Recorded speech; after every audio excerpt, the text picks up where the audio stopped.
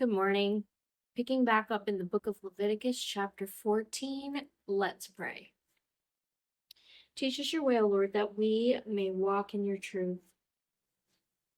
The Lord spoke to Moses, saying, This shall be the law of the leprous person for the day of his cleansing. He shall be brought to the priest, and the priest shall go out of the camp, and the priest shall look. Then, if the case of leprous disease is healed in the leprous person, the priest shall command them to take for him who is to be cleansed 2 live clean birds, and cedar wood, and scarlet yarn, and hyssop. And the priest shall command them to kill one of the birds in an earthenware vessel over fresh water. He shall take the live bird with the cedar wood and the scarlet yarn and the hyssop, and dip them and the live bird in the blood of the bird that was killed over the fresh water. And he shall sprinkle it 7 times on him who is to be cleansed of the leprous disease. Then he shall pronounce him clean, and shall let the living bird go into the open field. And he who is to be cleansed shall wash his clothes, and shave off all his hair, and bathe himself in water, and he shall be clean. And after that he may come into the camp, but live outside his tent 7 days. And on the 7th day he shall shave off all his hair from his head, his beard, and his eyebrows. He shall shave off all his hair, and then he shall wash his clothes and bathe his body in water, and he shall be clean. And on the 8th day he shall take 2 male lambs without blemish, and 1 ewe lamb a year old without blemish, and a grain offering of 3/10 of an ephah of fine flour mixed with oil, and 1 log of oil. And the priest who cleanses him shall set the man who is to be cleansed and these things before the Lord at the entrance of the tent of meeting. And the priest shall take 1 of the male lambs and offer it for a guilt offering, along with the log of oil, and wave them for a wave offering before the Lord. And he shall kill the lamb in the place where they kill the sin offering and the burnt offering, in the place of the sanctuary. For the guilt offering, like the sin offering, belongs to the priest. It is most holy. The priest shall take some of the blood of the guilt offering, and the priest shall put it on the lobe of the right ear of him who is to be cleansed, and on the thumb of his right hand, and on the big toe of his right foot. Then the priest shall take some of the log of oil and pour it into the palm of his own left hand, and dip his right finger in the oil that is in his left hand, and sprinkle some oil with his finger 7 times before the Lord. And some of the oil that remains in his hand the priest shall put on the lobe of the right ear of him who is to be cleansed, and on the thumb of his right hand, and on the big toe of his right foot, on top of the blood of the guilt offering. And the rest of the oil that is in the priest's hand he shall put on the head of him who is to be cleansed. Then the priest shall make atonement for him before the Lord. The priest shall offer the sin offering to make atonement for him who is to be cleansed from his uncleanness. And afterward he shall kill the burnt offering, and the priest shall offer the burnt offering and the grain offering on the altar. Thus the priest shall make atonement for him, and he shall be clean. But if he is poor and cannot afford so much, then he shall take 1 male lamb for a guilt offering to be waved, to make atonement for him, and 1/10 of an ephah of fine flour mixed with oil for grain offering, and a log of oil. Also 2 turtle doves or 2 pigeons, whichever he can afford.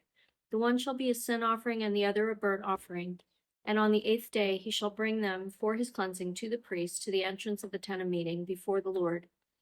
And the priest shall take the lamb of the guilt offering and the log of oil, and the priest shall wave them for a wave offering before the Lord. And he shall kill the lamb of the guilt offering, and the priest shall take some of the blood of the guilt offering and put it on the lobe of the right ear of him who is to be cleansed, and on the thumb of his right hand, and on the big toe of his right foot. And the priest shall pour some of the oil into the palm of his own left hand, and shall sprinkle with his right finger some of the oil that is in his left hand 7 times before the Lord. And the priest shall put some of the oil that is in his hand on the lobe of the right ear of him who is to be cleansed, and on the thumb of his right hand, and on the big toe of his right foot, in the place where the blood of the guilt offering was put. And the rest of the oil that is in the priest's hand he shall put on the head of him who is to be cleansed, to make atonement for him before the Lord. And he shall offer of the turtle doves or pigeons, whichever he can afford, one for a sin offering and the other for a burnt offering, along with a grain offering. And the priest shall make atonement before the Lord for him who is being cleansed. This is the law for him in whom is a case of leprous disease, who cannot afford the offering for his cleansing.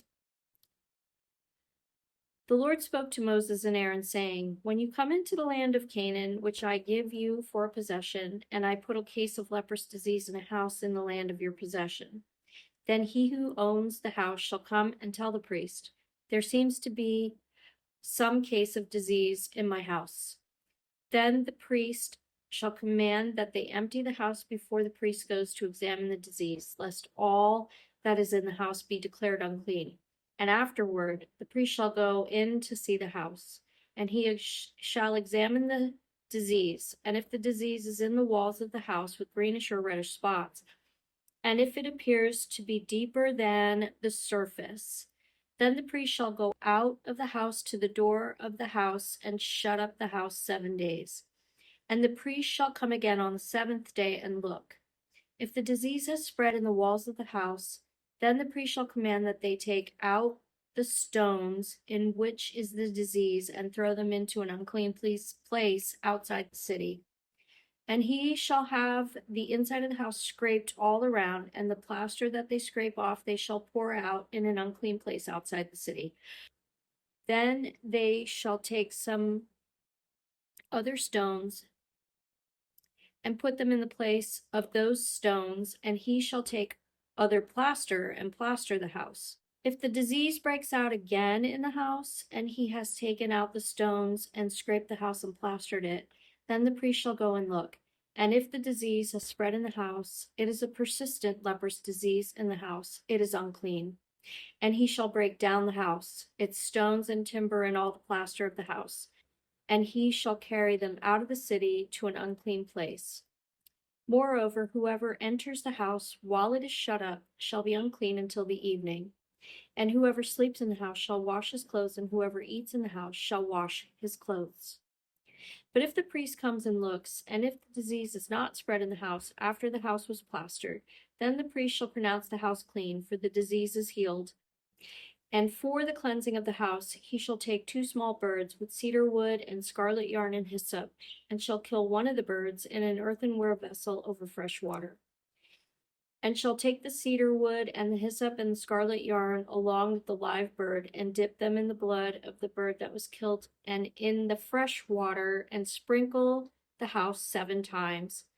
Thus he shall cleanse the house with the blood of the bird, and with the fresh water, and with the live bird, and with the cedar wood and hyssop and scarlet yarn. And he shall let the live bird go out of the city into the open country. So he shall make atonement for the house, and it shall be clean. This is the law for any case of leprous disease, for an itch, for leprous disease in a garment or in a house, and for a swelling or an eruption or a spot, to show when it is unclean and when it is clean. This is the law for a leprous disease. May God bless the reading of his word.